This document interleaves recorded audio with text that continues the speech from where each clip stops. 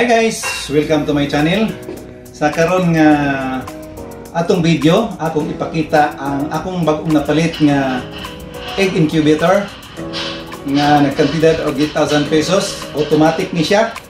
Unya ang iyang capacity 60 ka mga egg. Sa lang ka pag-incubate. So atong tan-awon ang incubator nga akong giingon sa inyo sa karon. Atong tan-awon pa kayo.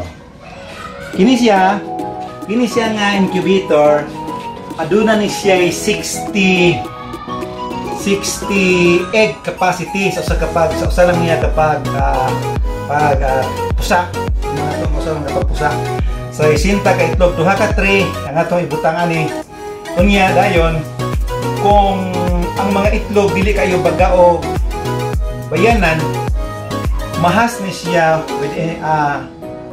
within 18 days. Sulod sa 18 ka adlaw mahas siya.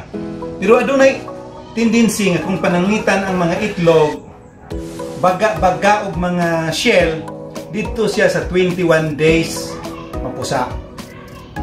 So kani siya nga incubator, automatic ni siya. Ato kani atihan. Automatic, dili na kita magsiging, dili na kung magsigig kuan ani kanang tuyok sa mga itlog, dili na. Aduna na siya, automatic swing ni siya. Automatic swing na duhaon ta ni siya ka li, duhaon ta ni ka tray, pero wala man ang gamay ra man ang itlog kay kani siya special na ko ni siya nga gipapusa kay itlog ni sa mga pabo. So wala na ko sa guli. So pabo ni siya ng itlog. Dayon aron pag maintain sa ang moist, gibutangan ra siya tubig diri sa ibabaw. O nay tubig dinhi sa ibabaw para nga yang moist ma-maintain siya. Unya kani siya automatic ni siya nga mag-swing, no? Kada adlaw mo swing ni siya, mo swing paingon na kada adlaw.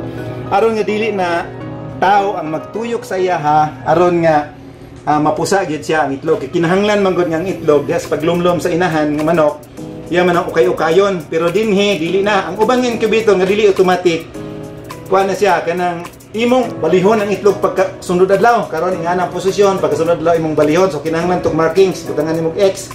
Pero kani siya dili na automatic nga kini siya mo bali aron nga itlog even ang yang kainiton nga mo